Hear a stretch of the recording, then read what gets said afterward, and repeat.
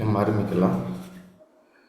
கிறிஸ்து இயேசுக்குள் அன்பாய் அழைக்கப்பட்ட அன்புக்குரிய சகோதர சகோதரிகள் அனைவருக்கும் நம்ம பிதாவு நாமத்தினால நம்ம ரட்சகர் மீட்பராக இருக்கிற இயேசு கிறிஸ்து நாமத்தினால இந்த டாபர்னிக்கல் ஆசிரியர் கூடாரத்து ஸ்டடிக்கு நம்ம அன்போடு அழைக்கிறோம். கூடியிருக்கிற அனைத்து பரிசுத்தவான்களுக்கும் கிருபையும் சமாதானம் உண்டாவதாக சொல்லி இந்த கூட்டத்தினை ஜபத்தில் வழிநடக்க முடிய சகோதரன் மனோகரன் கரூர் நண்டி நம்ம அனைவரும் சார்ந்தவங்க அன்போடு அழைக்கிறோம். சர்வ வல்லமையுள்ள தகப்பனே, இதோ இந்த வேளையிலும் நாங்கள் சகோதர சகோதரிகளாக இந்த ஒரு மறைமுகமான கூடுகையிலே நாங்கள் கலந்து கொண்டு உங்களுடைய வார்த்தைகளை தியானிக்கவும் உங்களை தொழுது கொள்ளவும் தேவரீர் எங்களுக்கு ஒரு கிருபை கொடுத்ததுக்காக நன்றி செலுத்துகிறோம். தந்தையே, இந்த நாளிலும் நீங்க கொடுக்க இருக்கிற சத்தியத்துக்காக ஜெபிக்கிறோம் அப்பா. இந்த சத்தியத்தை நாங்கள் கேட்டு உணர்ந்து அந்த சத்தியத்தின்படி நாங்கள் நடக்க எங்களுக்கு பலன் கொடுத்து வழிநடத்த வேண்டுமாய் சர்வ வல்லமையுள்ள பிதாவாகிய தேவனுடைய பாதத்திலே கர்த்தரும் இரட்சகரும் மீட்புமா இருக்கிற எங்கள் கிறிஸ்து இயேசு ராஜாவின் மூலம் ஜெபிக்கிறோம் எங்கள் மகா பரிசுத்தமுள்ள பிதாவே, ஆமென். Thank you brother. அன்புக்குரிய சகோதர சகோதரிகளை, நம்ம கடந்த வாரம் தூப வர்க்கம் பற்றி தியானிச்சிட்டோம். அதில் முக்கியமான ஒரு 4 பொருட்கள் அந்த தூப வர்க்கத்தில் யூஸ் பண்ணப்பட்டது. அதில் ஆவிக்குரிய அர்த்தத்தில் நம்ம பார்த்தோம். விசுவாசம், அன்பு, கீழ்ப்படுதல், தேவன்னு நம்ம துதிக்கிறது. இப்படிப்பட்ட இந்த 4 குணலட்சணங்கள் நம்ம சமமாக பலிஞ்சீவமாக நம்ம அது புத்தியுள்ள ஆராதனை நம்ம செய்கிறதா அந்த தூப வர்க்கம் அப்படின்னு நம்ம பார்த்தோம். இன்னைக்கு ஸ்ட்ரேஞ்ச் ஃபயர், அநியாய பற்றி நம்ம தியானிக்க போகிறோம். அது தேவனோட வார்த்தைகள் நமக்கு விளங்க முடிய சகோதரன் கார்த்திகேயன் நம்ம நிறுவனம் சார்ந்தவங்க அன்போடு அழைக்கிறேன். தேவ சமூகத்தில் மிகவும் அன்பாய் கூட்டி சேர்க்கப்பட்ட அன்புக்குரிய சகோதர சகோதரிகளே, உங்கள் யாருக்கும் நம்முடைய பிதாவாகிய தேவனுடைய நாமத்தினாலும் நம்முடைய ஆண்டவராக இயேசு கிறிஸ்துவினுடைய நாமத்தினாலும் கிருபையும் சமாதானமும் உண்டாவதாக என்ற அன்பின் வாழ்த்துக்களை நான் முதலாவது உங்கள் எல்லோருக்கும் தெரிவித்துக் கொள்கிறேன். தேவனுடைய ஒரு பெரிதான கிருபையினாலே நாம் இன்னும் ஒரு நாளிலும் கூட அவருடைய ஒரு மகத்துவம் உள்ள வார்த்தைகளை எல்லாம் கேட்கும்படியாக தேவரீர் இந்த ஒரு நாளில நமக்கு நம்முடைய பிதாவாகி தேவன் நம்முடைய ஆண்டவராக இயேசு கிறிஸ்து மூலமாக நம் அனைவருடைய இருதயங்களையும் ஒன்றாக இந்த இணையதளத்தின் வாயிலாக இணைத்து இந்த ஆசரிப்பு கூடாரத்தினுடைய காரியங்கள் எல்லாம் தொடர்ப வேத வகுப்பாக நம்ம பார்த்து கொண்டு வருகிறோம். அந்த ஒரு வாய்ப்பை இந்த ஒரு நாளிலும் கூட தேவன் நம்ம கொடுத்திருக்கிறாங்க. விசேஷமாக இந்த ஒரு நாளிலும் கூட நாம பார்க்கக்கூடிய ஒரு பாடத்தினுடைய தலைப்பு அந்நிய அக்னி அப்படிங்கிற ஒரு தலைப்புல நம்ம இந்த பாடத்தை நம்ம தியானிக்க இருக்கிறோம். அன்பான சகோதர சகோதரர்களே, இந்த ஒரு சூழல் நான் உங்களுக்கு சொல்லிடுறேன். இங்க ஒரு நம்முடைய சபையின் சார்பாக ஒரு பப்ளிக் மீட்டிங் பக்கத்தில் நடந்துட்டு இருக்குது. அங்க நாங்க கூடியிருக்கிறோம். இந்த ஒரு வகுப்பு நம்ம கேன்சல் பண்ணிக்க முடியுமா அப்படின்னு சொல்லி கூட நம்ம கேட்டிருந்தோம். சகோதரர்லாம் இல்ல கூடுமான வரைக்கும் நம்ம நடத்திடலாம் அப்படின்னு சொன்னாங்க. அதனால இந்த ஒரு சூழல் ஏதாவது அசௌகரியங்கள் உங்களுக்கு இருந்துச்சுன்னா நீங்க தயவுசெய்து நீங்க மன்னித்துக் கொள்ள முடியாத நான் முதலாவது இடத்துல நான் மன்னிப்பு கேட்டுக்கொள்றேன். இன்னைக்கு ஒரு பிபிடி இருக்காது. இன்னைக்கு நம்ம பார்க்கக்கூடிய ஒரு பாடம் இந்த அந்நிய அக்னி அப்படின்ற ஒரு பாடம். நீங்க கூடுமான வரைக்கும் நீங்க ஆடியோ நீங்க ரிசீவ் பண்ணிக்கோங்க. வாய்ப்பு இருந்தால் ஏதாவது இதுல நம்ம சார்ட் காட்டுற மாதிரியோ வீடியோ காட்டுற மாதிரியோ எதுவும் இல்லை. நமக்கு நீங்க ஒரு தொடர்ந்து ஒரு புரிந்துகொள்ள இருந்தாலே போதும். இந்த பாடம் நமக்கு விளங்கி கொள்ள முடியும். ஒரு எளிமையான ஒரு பாடம் தான். ஆனா பேசக்கூடிய கருத்து மிக முக்கியமான கருத்து அப்படிங்கறத கூட நாம புரிஞ்சு கொள்ளலாம். அன்பான சகோதர சகோதரிகளே, இந்த ஒரு பாடத்திற்கு நாம என்ன பண்ண போறோம் அப்படின்னா, ஏற்கனவே பார்த்த ஒரு பாடத்தினுடைய தொடர்ச்சியா இருக்கிறதுனால கடந்த வாரங்கள்ல பார்த்த ஒரு காரியங்களை இப்ப நம்ம என்ன செய்ய போறோம் அப்படின்னா, நம்ம ஒரு சின்ன ஒரு ரீகால் பண்ணிக்கலாம். ஓகேங்களா? பாருங்க, ஆசரிப்பு கூடாரம் அப்படிங்கிற இந்த வகுப்புல ஆசரிப்பு கூடாரத்தை நம்ம 3 பகுதிகளாக நம்ம பிரிச்சிருக்கிறோம். அதுல ஒரு பகுதி பாளையமும் பாளையத்துக்கு புறம்பே இருக்கக்கூடிய பகுதிகளை ஒரு பாகமாகவும், அடுத்தது பிரகாரத்தை 2வது ஒரு பாகமாக வச்சிருக்கிறோம். பிரகாரம் அப்படின்னா பிரகாரத்தினுடைய சுற்று, அதுக்குள்ள இருக்கக்கூடிய பலிபீடம், தண்ணீர் தொட்டி, இது எல்லாம் சேர்ந்தது பிரகாரம் அப்படின்னு சொல்லி பாக்குறோம். பிரகாரம் கட்டமைப்பும் கட்டுமானமும் முடிந்ததுக்கு அப்புறம் நம்ம என்ன காரியத்தை பாக்குறோம் அப்படின்னு சொன்னா, ஆசரிப்பு கூடாரத்தினுடைய கட்டுமானத்தை குறித்து நம்ம பார்த்தோம். ஆசரிப்பு கூடாரத்தினுடைய கட்டுமானமும் நிர்மாணமும் அங்க அடங்கி இருக்கிறத நம்ம பார்க்கணும். அந்த ஆசரிப்பு கூடாரத்துல 2 பகுதிகள் இருக்கிறது. ஒண்ணு முதலாவது பரிசுத்தலம், 2வது மகா பரிசுத்தலம் அப்படிங்கிற காரியங்களை குறித்து நம்ம பார்க்கணும். இந்த பரிசுத்தலத்துல நம்ம பார்த்திருக்கிறோம் அப்பம், அப்புறம் அந்த சமூக தப்பு மேஜை இருந்துச்சு. அது பொன்னினால் செய்யப்பட்டிருந்தது பார்க்கிறோம். அது அடையாளப்படுத்துது தேவனுடைய புத்தகங்களா இருக்கக்கூடிய 66 புத்தகங்கள் அடையாளப்படுச்சுன்னு பார்த்தோம். அதை தொடர்ந்து நம்ம பார்த்தோம் பொன் குத்து விளக்கு பொன் குத்துவிளக்கு அப்படிங்கிறது சபை, 7 கால சபை, 7 கிளைகளும் 7 கால சபையை அடையாளப்படுத்துவதாக நம்ம பார்த்தோம். அன்பான சகோதரர்களே, அந்த குத்துவிளக்கு எரியுவதற்கு பயன்படுத்தப்பட்ட ஒலிவ எண்ணெய் குறிச்சும் பார்த்தோம். அந்த ஒலிவ எண்ணெய் பரிசுத்தாவி தேவனிடத்தில் வரக்கூடிய ஒரு வல்லமை, அந்த பலனை கொண்டுதான் சபை இந்த பூமியில வாழக்கூடிய நாட்கள்ல இந்த பூமிக்கு ஒரு வெளிச்சமாக இருக்கிறாங்க. அவங்களுடைய ஓட்டம் நிறைவு செய்ததுக்கு அப்புறம் சபையாக இருந்து இந்த பூமியை ஒரு மகிமையான பூமியாக மாற்றுறதுக்கு ஒரு முன் அடையாளமாக கிறிஸ்துவும் சபையினுடைய வாழ்க்கை அமைஞ்சிருக்கிறத அந்த குத்துவிளக்கில் இருந்து நம்ம நிழலாக பார்க்கிறோம். அது மாத்திரமல்ல அன்பான சகோதரர்களே, இப்ப நம்ம மிக முக்கியமான ஒரு கட்டமாக நம்ம பார்த்தது தூப பீடம். தூப பீடம், அது பொன் தூப பீடம் அப்படின்னு சொல்லி பார்த்தோம். அந்த தூப பீடம் எங்க அமைக்கப்பட்டிருந்துச்சு அப்படின்போது அது பரிசுத்தத்துல தான் இருக்குன்னு சொல்லி பார்த்தோம்.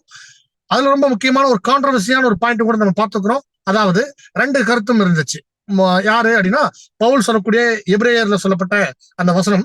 அந்த வசன பகுதி ஒருவேளை நம்ம வாசிக்கும் போது நம்ம என்ன தவறா புரிஞ்சுக்க கூடாது அப்படின்னா, தூப பீடம் எங்க இருந்துச்சு அப்படின்னா மகாபரிசுத்தத்துல இருந்துச்சுன்னு சொல்லி நம்ம தவறா புரிஞ்சுக்க கூடாது. மாறாக அப்போஸ்தலன் பவுல் அங்க எப்படி குறிப்பிட்டிருக்கிறார் அப்படின்னா பொன் கலசம், தூப கலசத்தை குறிச்சு அங்க சொல்லியிருக்கிறத நம்ம பார்க்கலாம். அப்படியாக மகாபரிசுத்தத்துல கிருபாசன பெட்டி தவிர வேற எதுவும் இல்லை. அப்ப இங்க மகாபரிசுத்தத்துல இருக்கிறதாக சொல்லப்பட்ட விஷயம் அதுக்கு என்ன கருத்து அப்படிங்கும்போது நம்முடைய மூத்த சகோதரர் சார்லஸ் டேஸ் ரசல் குறிப்பிட்டிருந்தாங்க. திரைக்கு அந்த பக்கம், திரைக்கு இந்த பக்கம் அப்படின்னு சொல்லக்கூடிய அந்த வார்த்தையினுடைய தவறான புரிந்து கொள்ளுதலே, அந்த தவறான புரிதலே அங்க தவறான ஒரு டிரான்ஸ்லேஷனுக்கு ஒரு வழிவகுத்துருச்சு. ஒரு தவறு இன்னொரு தவறான புரிந்து கொள்ளுதலுக்கு வழிவகுத்துச்சு அப்படிங்கிறதுனால கூட அதனோட விளக்கத்தை பார்த்தோம். இந்த தூப கலசத்துக்கும் தூப பீடத்திற்கும் என்ன வித்தியாசம் அப்படிங்கறத பார்த்தோம். இந்த தூப கலசம் தூப பீடம்னா, தூப கலசங்கிறது ஒரு பானை போன்ற ஒரு வடிவமைப்பு இருக்கும். அதை கையில எடுத்துக்கொண்டு அது ஒரு நெருப்பு சட்டி, சரிங்களா? தூப பீடம் அப்படிங்கிறது அப்படி இல்லை. அது ஒரு முழம் நீளம், 1 முழம் அகலம், 2 முழம் உயரம் கொண்ட ஒரு பொன்னினால் செய்யப்பட்ட ஒரு தூப பீடம் சொல்லி பார்த்தோம். கடந்த வாரங்கள்ல இந்த தூப பீடம் வெறுமனே தூப பீடமா அதுக்கு பயன்படுத்துறது இல்ல. அதுல தூப வர்க்கம் போட்டு அதுல இருந்து ஒரு நெருப்பு தணல்ல அந்த தூப வர்க்கத்தை போடும் பொழுது அங்க இருந்து ஒரு புகை எழுப்பி வரும். அந்த புகை தான் தேவ சமூகத்துல போயிட்டு அங்க சேர்றத நம்ம பார்க்கிறோம். அப்ப தூபம் போடக்கூடிய இந்த தூப வர்க்கத்தை நம்ம பார்த்தோம். தூப வர்க்கம் அப்படிங்கிறது ஒரு தனிப்பட்ட ஒரு பொருள் அல்ல, அது ஒரு கலவை அப்படின்னு சொல்லி பார்த்தோம். அதாவது 4 பொருட்களுடைய தொகுப்பு அல்லது கலவை அப்படின்னு பார்த்தோம். ஒரு சம அளவில் எடுத்துக்கொண்டோம். வெள்ளை போலம், குங்குளியம், அப்புறம் நம்ம பாக்குறோம் வெள்ளை போலம், குங்குளியம், இன்னொன்னு பேரு என்ன யார, வெள்ளை போலம், குங்குளியம், அப்புறம் சாம்பிராணி, அப்புறம் இன்னொரு பொருள் மறந்துச்சு. ஓகே, இருக்கட்டும், நம்ம பின்னாடி கூட உங்களுக்கு நான் சொல்லிடுறேன். இந்த ஒரு 4 பொருளுடைய கலவை, இந்த 4 பொருளும் கலவையும் சம அளவில் இருக்கணும் அப்படின்னு கூட பார்த்தோம் கடந்த வாரங்கள்ல. இப்போ வெள்ளை போலம் அடையாளப்படுத்துச்சு விசுவாசத்தை, குங்குளியம் அடையாளப்படுத்துச்சு அன்பை, 3வதா இருக்கிறது அல்பானின் பிசின் அடையாளப்படுத்துச்சு கீழ்ப்படுதலை. 4வது சாம்பிராணி அடையாளப்படுத்துறது தேவனை துதிக்கிறது. இப்ப இந்த 4ம் சம அளவுல இருக்கும் பொழுது ஒரு புது சிருஷ்டி, அந்த பொன் தூப பீடம் புது சிருஷ்டினுடைய மாமிசீக பரிபூர்ண வாழ்க்கையை அடையாளப்படுத்துது. அந்த புது சிருஷ்டி வெறுமனே புது சிருஷ்டியா இருக்கும் பொழுது அது தேவ சமூகத்துல போயிட்டு அவங்களுடைய பலி போய் சேர்றது இல்ல. அது ஒரு அக்னி அப்படிங்கிற அந்த பாடுகளோட நிறைஞ்சு இருக்கும் பொழுது, அக்னி இருந்தா தான் தூப வர்க்கம் என்ன ஆகும், அது சுகந்த வாசனையா போகும் இல்லையா? அப்ப அந்த அன்பு, விசுவாசம், கீழ்ப்படிதல், தேவனை துதித்தல், இந்த 4 விஷயங்களும் ஒன்று சேர இருந்து என்ன பண்ணணும் அப்படின்னா நம்ம செய்யும் பொழுது பூசிஸ்டுடைய வாழ்க்கை மிக பிரகாசமாக இருக்குது. அது தேவ சமூகத்துல போயிட்டு சேருதுன்னு பார்க்கணும். அது எப்படி இருக்கணும் அப்படின்னு சொல்லும்போது நம்ம கடந்த வாரத்துல பார்த்தோம். அது ரொம்ப முக்கியமான ஒரு பகுதி. அதை நான் திரும்ப ஒரு முறை கூட நான் உங்களுக்கு ஞாபகப்படுத்துறேன். பரிசுத்தலத்திலிருந்து நாம் போடக்கூடிய அந்த தூபம் எதற்கு அடையாளமா இருக்குன்னா புது சிருஷ்டிகள் ஏறெடுக்கக்கூடிய ஜெபத்திற்கு அடையாளமாக இருக்கு அப்படிங்கிறது கூட நம்ம பார்த்தோம். அப்போ ஒரு புது சிருஷ்டி ஜெபிக்கும் பொழுது இங்க தேவன் மகிமைப்படுறாருன்னா நிச்சயமாக மகிமைப்படுறார். அந்த மகிமையான வார்த்தைகளால் மாத்திரமல்ல, நமக்கு தெரியும் ஜெபம் அப்படின்னு சொன்னா நம்முடைய ஜெப வாழ்க்கை அப்படிங்கும் போது தேவன் பிரியப்படக்கூடிய வாழ்க்கை நம்ம வாழும் பொழுது தேவன் மகிமைப்படுகிறார் அப்படிங்கறத பார்க்கிறோம். அப்ப வார்த்தையினால் அல்ல, கிரியையினால தேவனை நம்ம மகிமைப்படுத்துவோம். அப்படி கிரியையினால நம்ம செய்யக்கூடிய ஒவ்வொரு விஷயங்களும் இங்க எப்படி இருக்கு அப்படின்னு சொல்லி பார்த்தா, அது தேவ சமூகத்துல ரொம்ப சுகந்த வாசனையாக இருக்குங்கிறத நம்ம கடந்த வாரங்கள் பார்த்தோம். இன்னைக்கு நம்ம பார்க்கக்கூடிய இந்த அந்நிய அக்னி அப்படிங்கிற ஒரு தலைப்பு சகோதரர் இங்க எப்படி குறிப்பிட்டிருக்காரு அப்படின்னா, தூப வர்க்கங்கள் நம்ம ஏற்கனவே பார்த்தது போல அது ஒரு கலவை இல்லையா? அன்பும் கீழ்ப்படுதலும் விசுவாசமும் தேவனை மகிமைப்படுத்துற விஷயங்கள் எல்லாமே ஒன்று சேர இருந்தாலும், ஒரு அன்பு மாத்திரம் தனியா இருந்தா அங்க அது தூப வர்க்கம் ஆகாது. அதே மாதிரி கீழ்ப்படிதல் மாத்திரம் தனியா இருந்தா தூப வர்க்கம் ஆகாது. அப்ப 4 சம அளவில் இருக்கும்னு சொல்லிட்டோம் இல்லையா? இப்ப தூப வர்க்கம் ஒன்னா சம அளவுல கலந்து வச்சிருந்தாலும் அங்க ஒரு நெருப்புன்ற ஒரு விஷயம் இல்லை அப்படின்னா அங்க என்ன செய்ய முடியாது அப்படின்னா, அங்க அது புகை எழும்பாது. அப்ப நெருப்பு அங்க கண்டிப்பாக வேணும். அந்த நெருப்பு நமக்கு எதை அடையாளப்படுத்துது அப்படின்னு சொன்னா 2 விஷயத்த இங்க சகோதரர் குறிப்பிட்டிருக்காங்க. நமக்குள்ள இருக்கக்கூடிய அந்த வைராக்கியம், ஜீல் அப்படின்னு சொல்லலாம். இது ஒரு வகையான ஒரு விளக்கம். இது தவறான விளக்கம் சொல்ல முடியாது. இது ஒரு வகையான விளக்கம். சரி, இப்ப நீங்க நல்லா கவனிச்சு பாருங்க. 2வது மிக முக்கியமான விளக்கமாக நம்ம பார்க்கிறோம். என்ன விளக்கம் அப்படின்னா, புருஷஸ்திக்கு ஏற்படக்கூடிய பாடுகளும் உபத்திரவங்களும், நம்ம வாழ்க்கையில் இருக்கக்கூடிய உபத்திரவங்கள் பாடுகள் தான் எப்படி இருக்கு அப்படின்னு சொல்லி பார்க்கும்போது நம்முடைய வாழ்க்கையை பூரணப்படுத்துதுன்னு சொல்றாங்க. அதனாலதான் நம்முடைய ஆண்டவராகிய இயேசு கிறிஸ்து அநேக உபத்திரவங்கள் பாடுகள் மூலமா தான் கீழ்ப்படுதலை கற்றுக்கொண்டு பூரணரானார். அவர் பூரணரான பின்பு பாடுபடுகிற சபை வகுப்பாருக்கு, அவரை பின்பற்றுவதற்குரிய சீசர் சுரத்தில் இருக்கக்கூடிய சீசர்களுக்கும் அவர் என்ன பண்றாருன்னா உதவிகளை செய்யறார். அநேக உபத்திரவங்கள்ல கிறிஸ்து அவர்களோட கூட இருந்து அவர்கள் பூரணருக்கு உதவி செய்கிறதா இருக்கு. அப்போ ஒரு பாடுகளும் உபத்திரங்களும் நம்மளுடைய வாழ்க்கையில வரும் பொழுது இந்த விசுவாசமும் அன்பும் கீழ்ப்படிதலும் தேவனை துதிக்கக்கூடிய இந்த 4 காரியங்களும் நம்மகிட்ட தயாரா இருந்துச்சுன்னா அந்த உபத்திரங்களோடு சேர்ந்து அங்கதான் புகை எழும்ப ஆரம்பிக்கும். அந்த புகைதான் சுகந்த வாசனை அப்படின்னு சொல்லக்கூடிய நற்குணலட்சணங்களுடைய வெளிப்பாடு. ஒருவருக்கு நல்ல குணலட்சணங்கள் இருக்கு அப்படின்னா தேவன் எப்படி அங்கீகரிக்கிறார் அப்படிங்கும் போது அங்க நீங்க நல்லா கவனிச்சு பாருங்க. ஒரு சகோதரர் ஒரு சகோதரி இருக்கிறாங்க.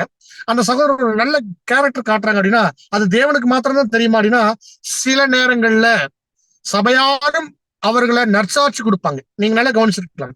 இந்த சகோதரி இடத்துல என்ன இருக்கு அப்படின்னா நல்ல குணலட்சணங்கள் இருக்கு அப்படின்னு நாம நிறைய சகோதரர்களுக்கு நம்ம என்ன பண்ணணும்னா குணலட்சணங்கள் இருக்குன்னு சொல்லி நம்ம என்ன கொடுத்திருப்போம், நற்சாட்சி கொடுத்திருப்போம். ஆனால் சில நம்ம இடத்துல ஏதோ ஒரு நடிப்பை மாத்திரம் கொடுத்துருக்காங்கன்னு வச்சுக்கோங்களேன். ஆக்டிங்னா காமிச்சிருக்காங்க. நம்ம நம்ம என்ன நல்லவங்களை போல நம்ம கிட்ட நடிச்சிருக்காங்க. அப்ப நம்ம என்ன செய்வோம் அப்படின்னா இவங்களும் ஒரு நல்லவங்க தான் அப்படின்னு நம்ம நினைச்சிருப்போமே தவிர அவங்க உண்மையா அவங்களுடைய இருதயம் யாருக்கு தான் தெரியும்னா தேவனுக்கு தான் தெரியும். இப்போ நான் சொன்ன இந்த உதாரணத்தை அப்படியே நீங்க ஆசரிப்பு கூடாரத்துல பாருங்க, நிழல் அருமையாக இருக்கும். கரெக்டா புரிஞ்சுவர் எப்படின்னு பாருங்களேன். இப்போ பரிசுத்த ஸ்தலத்துல இருக்கக்கூடிய நாம எல்லாருமே எங்க இருக்கிறோம், பரிசுத்தத்துல இருக்கிறோம். இப்போ அங்க தூப வர்க்கம் போட்டு அங்க புகை எழும்புது. அப்ப அந்த புகை எழும்பக்கூடிய காட்சிய முதலாவது அந்த அங்க இருக்கக்கூடிய ஆசாரியர்கள் பார்க்கறதுக்கான வாய்ப்பு இருக்கு. சரிங்களா? ஆனால் அந்த புகை மகாபரிசுத்தத்துக்கு போயிட்டு கிருபாசன பெட்டியை மூடியது அப்படிங்கிறதுக்கு தெரியாது. ஏன்னா அங்க திரை மூடி இருக்கு. புரியுது இல்லைங்களா? மகாபரிசுத்தத்துல போயிட்டு எந்த அளவுக்கு இது ஒரு நிறைவை ஏற்படுத்துச்சு, தேவனை மகிமைப்படுத்துச்சு அப்படிங்கிறது நம்ம யாருக்கும் தெரியாது.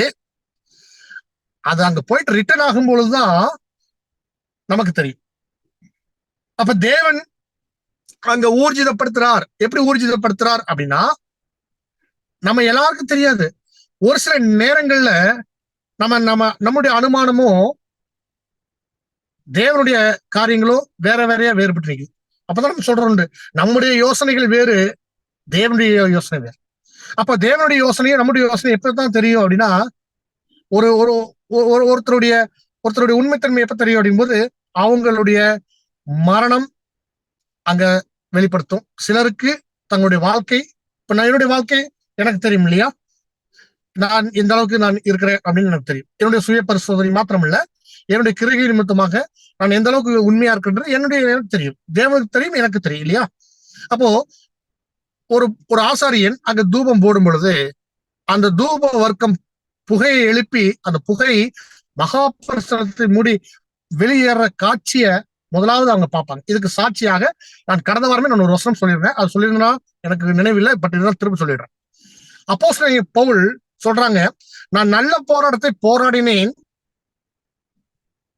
விசுவாசத்தை காத்துக்கொண்டேன் சொல்லிட்டு ஓட்டத்தை முடித்தேன், இது முதல் நீதியின் கிரீடம் எனக்காக வைக்கப்பட்டிருக்குது அப்படின்னு ஒரு காரியம் சொல்றார்.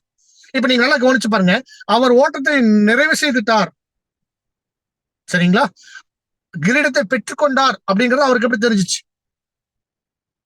சரி, பரிசுத்தாவியை வெளிப்படுத்தினே வச்சுக்கோங்க, பரிசுத்தாவியை வெளிப்படுத்தி அந்த வல்லமையில அவர் புரிஞ்சுக்கிட்டார். அப்ப எப்படி அவருக்கு தெரிஞ்சுதான் கேள்வி. அங்க என்ன தேவன் எப்படி அவருக்கு உணர்த்திருக்காருன்னா, ஓகே, நான் உன்னை நல்ல பாத்திரமாக தெரிந்து கொண்டேன் அப்படின்னு அங்க அவரை சீல்டு பண்ணி கொடுத்துட்டார். அந்த ஒரு முத்தரிக்கப்பட்ட நிலைமையில ஒரு வேற ஒரு நல்ல வாய்ப்பு வரும் பொழுது ஷீல்டு கிளாஸ் குறிச்சு நம்ம தனியா ஒரு பாடம் பார்ப்போம். அதுல இந்த பாயிண்ட் வந்து ரொம்ப நமக்கு புரிதல் நல்லா புரிஞ்சிடும். அந்த பாயிண்ட் நம்ம படிக்கும்போது நமக்கு நல்லா புரிஞ்சு வச்சுக்கோங்களேன், சரிங்களா. இப்ப நம்ம இந்த அப்போஸ்தலன் பவுல் அப்புறம் யோவான், பேதுரு போன்றவர்களுக்கெல்லாம் தங்களுடைய ஓட்டம் நிறைவு செய்யும் பொழுது தன்னோட ஓட்டத்தை நம்ம முடிச்சிட்டோம் அப்படிங்கறத தெரிஞ்சிருக்கு. இப்ப பாருங்க, சகோதரர் ரசல் அவங்க கூட வந்து அவங்களுடைய ஓட்டத்தை நிறைவு செய்யும் பொழுது அவர் என்னதான் செய்திருக்கிறார் அப்படின்னு சொன்னா, அவரும் சில அடையாளங்கள் மூலமாக அவர் ஓட்டத்தை நிறைவு செய்ய சொல்றாரு. இன்னும் சில வெளிநாட்டில் இருக்கக்கூடிய சகோதரர்கள் எல்லாமே இது போன்ற சில ஒரு சாட்சியங்களை கொடுத்ததாக, மறிக்கிறதுக்கு முன்னாடி கொடுத்ததாக உடன் இருந்த சகோதர சகோதரிகள் அதை ரெக்கார்டு பண்ணியிருக்காங்க. சில சகோதரர்லாம் கூட பாத்தீங்கன்னா அவர் பேசக்கூட முடியல, பட் சில எழுத்துக்களை தொட்டு காமிச்சு அவர் ஓட்டத்தை நிறைவு செய்த விஷயங்களை சொல்றார். அப்ப இதெல்லாம் என்ன அப்படின்னா, நாம வாழக்கூடிய வாழ்க்கையில நாம் சரியாக ஓடி ஜெயிச்சிட்டோம், நாம ஜெயம் கொண்டவர்கள் ஆயிட்டோம் அப்படிங்கிறத தேவன் நமக்கு உணர்த்துவார். இது அந்த நேரத்துலதான் ஒருவேளை இருக்கும். இப்ப இன்னைக்கு சில விஷயங்களை அனுமானித்தான் முடியுது, சில வேத ஆதாரங்கள் வச்சு புரிஞ்சு கொள்ள முடியுது தவிர, ஆனா இதை சரியாக சொல்ல முடியல. ஆனால் இப்படி ஒரு திட்டம் தேவ திட்டத்துல இருக்கு. சகோதர சகோதரிகளுக்கான ஸ்லாக்கியமாக கூட இதை பார்க்க, நம் ஓட்டத்தை நிறைவு செய்யும் பொழுது கூட நமக்கு அங்க என்ன தெரியறதுக்கு வாய்ப்பு. அதுக்கு சாட்சி எங்க இருக்குன்னா, இந்த ஆசரிப்பு கூடார நிழல்கள்ல அந்த சாட்சி இருக்கு, சரிங்களா. சரிங்க அன்பான சகோதரர்களே, இப்போ இந்த தூபவர்க்கத்தில் வரக்கூடிய நறுமணம் வீசக்கூடிய அந்த புகை வர்றதுக்கு பிரதானமா இருக்கிறது நெருப்பு. ஓகேங்களா. இப்ப நல்லா கவனிக்கணும் அன்பான சகோதரர்களே, நம்முடைய வாழ்க்கையில நெருப்பு எங்கிருந்து வரணும், எங்கிருந்து கிடைக்கணும் அப்படிங்கிறத சகோதரர் நமக்கு தெளிவா இந்த பாடத்துல எழுதும் போதே முன்னாடியே கொடுத்துட்டான். எங்க அப்படிங்கிறதுலாம் நம்ம அந்த ஆர்டர் அங்கங்க படிக்கும் போது நம்ம அதை சேர்த்து நம்ம படிச்சிருக்கனால நமக்கு எளிமையா புரிஞ்சுக்க முடியும். நான் உங்களுக்கு நான் சொல்லிடுறேன். இப்ப இங்க பிபிடி எல்லாம் இல்லாதனால சில வசன பகுதியில் நானே உங்களுக்கு மேற்கோள் காமிச்சிடறேன், நீங்க கரெக்டா ஃபாலோ பண்ணிட்டு வந்தீங்கன்னாலும் போதும், சரிங்களா. அடுத்த வாரம் இன்னும் அதிக தகவல்களோட நான் உங்களுக்கு சொல்லிடுறேன். ஓகே, இப்போ பாயிண்ட் நம்பர் 1. இப்ப அந்த பாடத்துல நம்ம பார்க்கக்கூடிய மிக முக்கியமான பாயிண்ட், நெருப்பு எங்கிருந்து வரணும் அப்படிங்கிறத, பலிபீடத்தில் இருக்கக்கூடிய நெருப்புல இருந்தா வரணும் அப்படிங்கறத 3-4 வசனங்கள் இந்த அதிகாரத்திலேயே 3-4 வசனங்கள்ல அங்க சொல்லப்பட்டிருக்கு. பலிபீடத்தில் இருக்கக்கூடிய நெருப்பு எடுத்து அங்கிருந்து அந்த நெருப்பு வந்து தூப பீடத்துக்கு வரணும், தூப பீடத்துக்கு மேல வச்சு அங்கிருந்து அந்த தூப வர்க்கத்தை போட்டு என்ன செய்யணும்னா அங்கிருந்து புகை வரணும். சரி, இப்போ இந்த நெருப்பு வேற இடத்துல இருந்து வருது அப்படின்னா அங்க என்ன ஆகும்னா மரணம் கண்டிப்பாக சம்பவிக்கும். சரிங்க, இப்போ இந்த நெருப்பை நம்ம எப்படி பாக்குறோம் அப்படின்னா, ஏற்கனவே நம்ம சொன்னது போல பாடுகள், உபத்திரவங்கள் பார்த்தோம். இன்னொன்னு ஜீல் அப்படின்னு 2 பாயிண்ட் ஏற்கனவே பார்த்தோம். இப்ப நம்ம என்ன பண்ண போறோம்னா, பலிபீடத்திலிருந்து வரக்கூடிய நெருப்பு தேவன் சொல்லி நம்ம பார்க்கணும். பலிபீடத்திலிருந்து வரக்கூடிய நெருப்பு தேவனால் அங்கீகரிக்கப்பட்ட நெருப்பு. சரிங்களா? பலிபீடத்திலிருந்து வரப்படாத நெருப்பு தேவனால் அங்கீகரிக்கப்படாத நெருப்பு. ஏன் பலிபீடத்தில் இருக்கக்கூடிய நெருப்பை மாத்திரம் தேவன் அங்கீகரிக்கிறார் அப்படின்னா, பலிபீடம் அடையாளப்படுத்தது நம்முடைய ஆண்டவராகிய இயேசு கிறிஸ்துனுடைய பரிபூரண மாமிசீக நிலை. அந்த நிலையில அவர் பலி செலுத்தி இருக்கிறார். அந்த மாமிசீக நிலைமை தான் நமக்கு பலி செலுத்துறார். அந்த பலிக்கு பேர்தான் ஈடு பலி. நம்முடைய கர்த்தரும் இரட்சகருமா இருக்கக்கூடிய நம்முடைய மணவாளன் நமக்காக தம்முடைய ஜீவனை கொடுத்த அந்த மீட்பின் கிரயம், அந்த ஈடு பலி எதை அடையாளப்படுத்துது அப்படின்னா, இயேசு கிறிஸ்து இந்த பாவ மனுக்குலத்தை மீட்டு கொண்டதற்கான அடையாளமா இருக்கு. இதுதான் உலகிலேயே தேவன் எதிர்பார்த்த மிகப்பெரிய பலி. சரிங்களா? அந்த யாராலையும் கொடுக்க முடியாத ஒரு பலி. அதனாலதான் உலகிலேயே மிகப்பெரிய பலி. இதுக்கு மேல ஒரு பூரணமான ஒரு பலி இல்ல. அந்த பலி யார் கொடுத்திருக்காங்க? நம்முடைய ஆண்டவராகிய இயேசு கிறிஸ்து கொடுத்திருக்காங்க. ஆனால் அந்த ஒரு பலி மாத்திரம், இயேசு கிறிஸ்துடைய ஜீவன் மாத்திரம் ஒட்டுமொத்த மனுக்குலத்தையும் பூரணப்படுத்தாது. சபை வகுப்பாருடைய ஜீவனும் அங்க தேவை அப்படிங்கிறத நம்ம பாவ நிவாரண நாளினுடைய பலிகள்ல நம்ம புரிஞ்சுக்கிறோம். காளை மாத்திரம் இல்ல, ஆட்டுக்குட்டியினுடைய அங்க பலியும் அங்க சேரும் பொழுதுதான் அங்க பூரணம் அடையுதுங்கிறது பார்த்தோம். அப்ப இது எதற்கு அடையாளமாக இருக்கு அப்படின்னா, கிறிஸ்துவும் சபையும் ஒரே மாதிரியான பரிபூரண மனுஷன் நிலைமைய பலி செலுத்தணும். அதற்கு வழியை ஏற்படுத்துறது நம்முடைய ஆண்டவராகிய இயேசு. இது சத்தியம். அப்போ கிறிஸ்து அப்படிங்கிற ஒரு சத்தியத்திலிருந்து உருவாகணும் நமக்கு ஒரு வைராக்கிய வாஞ்சை. அப்ப சத்தியத்தினுடைய பிறப்பிடம் எங்க இருக்குது? குணலட்சணங்களுடைய பிறப்பிடம் எங்க இருக்குது அப்படின்னா, கிறிஸ்து கிட்ட இருக்கு. இப்ப நான் பிராக்டிக்கலா ஒரு விஷயத்த நான் சொல்லிடுறேன். இப்ப இதுக்கான ஆதார வசனம் கூட இருக்கு. நீங்க யாத்ராகமம் 27:1, 2, 3 வசனங்கள் நான் வாசிக்க முடியுங்களா? நானே படிக்கிறேன் பிரதர். யாத்ராகமம் 27ஆம் அதிகாரம் வசனம் 1 முதல். 5 முழ நீளமும் 5 முழ அகலமுமாக சீத்திம் மரத்தால் பலிபீடத்தையும் உண்டு பண்ணுவாயாக. அது சதுரமும் 3 முழ உயரமுமாய் இருப்பதாக. அதன் 4 மூலைகளிலும் 4 கொம்புகளை உண்டாக்குவாயாக. அதன் கொம்புகள் அதனோடு ஏகமாய் இருக்க வேண்டும். அதை வெண்கல தகட்டால் மூட வேண்டும். அதன் சாம்பலை எடுக்கத்தக்க சட்டிகளையும் கரண்டிகளையும் கிண்ணிகளையும் முள் துறடுகளையும் நெருப்பு சட்டிகளையும் உண்டாக்குவாயாக. இங்க பாருங்க, இங்க நெருப்பு சட்டிகளை உண்டாக்குவாயாக அப்படி, அதாவது பலிபீடம் அங்க செய்யக்கூடிய விதத்தை சொல்லும் போது இங்கதான் இருக்கு நெருப்பு சட்டி. இந்த நெருப்பு சட்டி தான் நெருப்பு எடுக்கக்கூடிய ஒரு கலசம். சட்டினா கலசம், சட்டியினுடைய மறுபெயர் கலசம், வடநாட்டு சொல். ஓகேங்களா? அதுக்கு கலசம்னு ஒரு பேர் இருக்கு. இந்த கலசம் அதுல நெருப்பு எடுத்துட்டு எங்க நெருப்பு எடுத்துட்டு போகணும்? எதுக்காக அப்படின்னா, இந்த இது ஒரு நம்ம தமிழ் பைபிள் வெங்கலத்தினால் செய்யப்பட்டதுன்னு இருக்கும். நமக்கு தெரியும் அது ஒரு காப்பர் மெட்டீரியல் இல்லையா? காப்பர் மெட்டீரியல்ல அந்த நெருப்பு பலிபீடத்துல நெருப்பை எடுத்துக்கிட்டு கொண்டை தூப பீடத்துல இருக்கும். அப்போ பலிபீடத்துல இருக்கிற நமக்கு ஒரு பலிபீடம் உண்டு. அது நம்முடைய ஆண்டவர் இயேசு கிறிஸ்து. இயேசு கிறிஸ்து விட்டு இருக்கக்கூடிய அந்த ஜீல், அந்த வைராக்கிய வாஞ்சை, இயேசு கிறிஸ்து தன்னை பலியாக எப்படி எரித்தாரோ, தன்னை பலியாக கொடுக்கறதுக்கு அவருக்கு என்ன உந்துதல் இருந்துச்சோ, அதே விஷயம்தான் இங்க தூப பீடம் அப்படிங்கிற இடத்துக்கு வரும்போது அங்க சபை வகுப்பாருடைய பலி இருக்கு. ஓகேங்களா? சபையையும் எரிச்சு பலியாக்குறதுக்கு அதே நெருப்பு தான் இருக்கு, வேற நெருப்பு இல்ல. சரிங்களா? ஓகே, இப்ப பாருங்க, இந்த அண்டர்ஸ்டாண்டிங் வச்சுக்கோங்க. இப்ப நான் ஒரு பிராக்டிக்கலான ஒரு எக்ஸாம்பிள் நம்ம போக போறோம். இது எல்லாரும் நல்லா கவனிச்சுக்கோ. சரி, இப்போ சபையாகணும் அப்படின்னு சொல்லிட்டா, அதாவது 1,44,000 பேர்த்து ஒருத்தர் ஆகணும், கிறிஸ்துவனுடைய சாயல் பெறணும். அப்படி யார் ஒருத்தர் பெறாங்களோ அவங்க சபை. சரியா? இப்ப சபை வகுப்பார் ஆகிறதுக்கு என்ன மிக முக்கியமாக தேவை என்ன அப்படின்னா, எல்லாரும் கண்ணை மூடிட்டு சொல்லலாம், குணலட்சணம். சரி, என்ன குணலட்சணம் அப்படின்னா 12 குணலட்சணங்கள் நம்ம ஏற்கனவே படிச்சிருக்கோம்.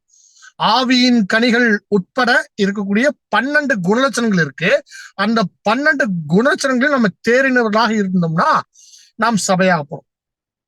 அப்ப குணலட்சணங்களுடைய வளர்ச்சி தான் ஒருவரை சபையாக்குது, மாற்று கருத்தே இல்லை. ஒரு எக்ஸாம்பிளுக்கு எடுத்துக்கோம், ஒரே ஒரு சின்ன எக்ஸாம். அன்பு, ஓகேங்களா, இது ஒரு கேரக்டர். இன்னொன்னு அன்பு கூட பிரதானமா கேரக்டர், அது பின்னாடி. இப்போ மற்றவங்களுக்கு உதவி செய்யக்கூடிய அந்த ஒரு இரக்கம் அப்படிங்கிற ஒரு விஷயம், இது சபை வகுப்பாளர்களுடைய நமக்கு தான் இருக்கா அப்படின்னா இந்த கேள்வி எல்லா இடத்துல இருக்கு. சரி, எல்லா இடத்துலயும் யார்கிட்ட இருக்கு? கிறிஸ்தவர்கள் எல்லாருக்கும் இருக்கா? இல்ல, கிறிஸ்தவர்களுக்கும் இருக்கு. அதாவது வேதமானவர்கள் அல்லாத உலக கிறிஸ்தவர்களுக்கும் இருக்கு. சிஎஸ்ஐ, ஆர்சி, பெந்தகோஸ்டன் சொல்லிட்டு எத்தனையோ சபைகள் இருந்தாலும் அங்க இருக்கிற சில கிறிஸ்தவர்களுக்கும் இந்த இரக்க குணம் நல்லா இருக்கு. என்ன சொல்ல போனா வேதமானவர்களோட அவர்களுக்கு அதிகமாவே இருக்கு.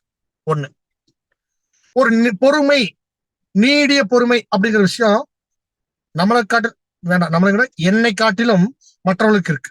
சரி, கிறிஸ்தவர்கள் வேண்டாம், இந்துக்களுக்கு இருக்கா? இருக்கு. பாருங்க, கீழ்ப்படிதல், பொறுமை, மற்றவங்களுக்கு உதவி செய்யற நல்ல குணம், இதெல்லாமே கிறிஸ்தவர்களா இருக்கக்கூடிய நமக்கு மாத்திரம் இல்ல, மற்றவங்களுக்கு இருக்குது. அப்ப மற்றவங்களும் சபையாக முடியுமா அப்படின்னா இது ஒரு கேள்வி. நிச்சயமாக இல்ல. ஏன் அப்படின்னா நீங்க கனி கொடுக்கணும், கிறிஸ்து அப்படிங்கிற செடியில இணைஞ்சு கனி கொடுக்கணும். இதுதான் நம்ம யோவான் 15ஆம் அதிகாரம் 4ஆம் வசனத்துல படிக்கிறோம். என்னில் ஒருவன் நிலைத்திருந்தால் அப்படின்னு அங்க வசனம் சொல்லப்பட்டிருக்கு. நல்லா கவனிங்க, திரும்ப ஒரு முறை சொல்லிடுறேன். ஒரு கொடியானது அங்க செடியில நிலைச்சிருந்தா மட்டும்தான் அங்க கனி கொடுக்க முடியும். சரி, கொடி செடியில நினைச்சிருக்குது, அப்ப செடியில நினைச்சிருக்கிற எல்லா கொடியும் கனி கொடுக்குதா அப்படின்னா இல்ல. அதுக்கு நிறைய ப்ராசஸ் இருக்குதுன்னு நம்ம பார்த்தோம். அதுல முக்கியமா பாருங்க, என்னை அல்லாமல் அதாவது அது சொல்லும்போது ரொம்ப அந்த வார்த்தை அழகா இருக்கும். 4வது வசனம் நான் நினைக்கிறேன், யோவான் 15ஆம் 4ஆம் வசனம் நினைக்கிறேன். அந்த வசனத்துல சகோதரி வாய்ப்பு எடுத்து வாசிச்சு படிச்சிருங்க.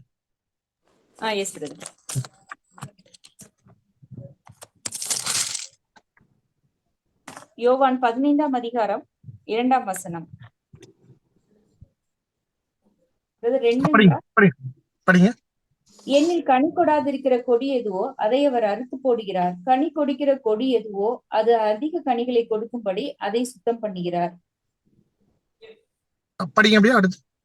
என்னில் நிலைத்திருங்கள், நானும் உங்களில் நிலைத்திருப்பேன். கொடியானது திராட்சை செடியில் நிலைத்திராவிட்டால் அது தானாய் கனி கொடுக்க மாட்டாதது போல. முக்கியமான பாயிண்ட் பாருங்க, தானாய் கனி கொடுக்க மாட்டாது. அப்ப எந்த ஒரு கொடியும் தானா கனி கொடுக்க முடியாது. அப்போ எதுதான் கனி கொடுக்க வைக்கும் அப்படின்னா கிறிஸ்துங்கிற செடிதான் கனி கொடுக்க வைக்கும். இதுதான் நம்ம ஏற்கனவே படிச்ச மிக முக்கியமான விசுவாசம், இது மிக முக்கியமான சத்தியம். அப்போ கிறிஸ்துவ ஒருத்தர் நிலைச்சிருந்தா மட்டும்தான் பலி அங்கீகரிக்கப்படுது. புரியுதுங்களா? நாம எல்லாருமே பாவத்துல பிறந்திருக்கிறோம், பாவத்திலேயே வளர்ந்துட்டு இருக்கிறோம். இப்ப பாவத்திலே கொண்டு பலி செலுத்தும் போது அந்த பாவத்தினுடைய பலிய தேவன் ஒருபோதும் அங்கீகரிக்க போறதில்லை. அது எப்படிதான் தேவனுடைய பார்வையில் இருக்கும் அப்படின்னா அது அசுத்தமானதா இருக்கும், நசல் பிடிச்சதா இருக்கும், ஊனமுற்றதா இருக்கும். அப்ப கிறிஸ்து அப்படிங்கிற ஒரு பலி, கிறிஸ்து அப்படிங்கிறது அந்த கிறிஸ்து மேல நம்மளை அப்படியே கவர் பண்ணும் போது இப்ப எப்படி இருக்கும் அப்படின்னா அது பூரணமா இருக்கும். புரிஞ்சுக்க முடியுதுங்களா? இப்போ நம்ம ஞானஸ்தானம் அப்படிங்கிற ஒரு அர்ப்பணிப்பு வாழ்க்கைக்குள்ள வரும்போது நாம் உலகத்துக்கு மறிச்சிட்டோம் அப்படின்னா பாவத்துல பிறந்த அந்த பாவ மனுஷன் மறிச்சாச்சு. அப்ப அங்க யாரு உயிரோட வர்றாங்க அப்படின்னா கிறிஸ்துங்கிற ஒரு கரு உயிரோட வருது. அப்ப அந்த கிறிஸ்து எப்படி இருக்குன்னா பாவமற்ற ஒரு பழுதற்ற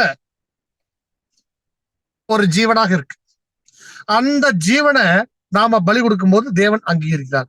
இது உலக ஜனங்களுக்கோ இல்ல உலகத்துல இருக்கக்கூடிய கிறிஸ்தவர்களுக்கோ உலக இந்துக்களுக்கோ முஸ்லிம்ஸ்க்கோ யாருக்கும் இது இல்ல. இது வேதமானவர்கள் அப்படிங்கிற ஒரு அமைப்பு அந்த அந்த சபையாருக்குள்ள இருக்கக்கூடிய விசுவாச நடிப்புல ஒரு ஆவியில் ஜெனிப்பிக்கப்பட்டிருந்தால் ஒழிய இன்னொரு விஷயம் அவங்களுக்குள்ள சாத்தியம் இல்லை. அப்ப நம்ம பலி செலுத்துறோம் அப்படின்னா எல்லாரும் நல்லது செய்யறாங்களே, அப்ப எல்லாரும் சபையாவாங்களா? இல்ல. நீங்க எவ்வளவு நல்லா செய்தாலும், என்ன நல்ல குணசன் இடத்துல காணப்பட்டாலும், நீங்க எங்க இருக்கணும்னா கிறிஸ்துக்குள்ள இருந்தால் அந்த பலி அங்கீகரிக்கப்படும். கிறிஸ்து இல்லாம அது அங்கீகரிக்கப்படாது. அப்படிங்கிறதுக்கு சாட்சியாகத்தான் பலிபீடத்தினுடைய நெருப்பு அப்படிங்கறத அங்க கொண்டு வர்றாங்க.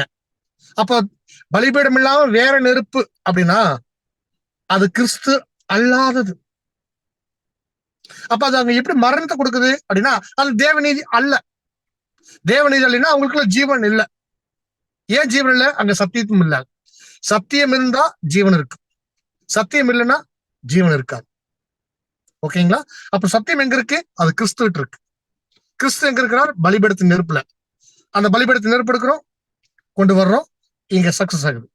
ஓகே, இப்போ நாம ஏற்கனவே நம்ம பார்த்த ரெண்டு விஷயம், அந்த லேவியராகமம் 16ஆம் அதிகாரம் 12, 13 ஏற்கனவே படிச்சிருக்கோம்னு நினைக்கிறேன்.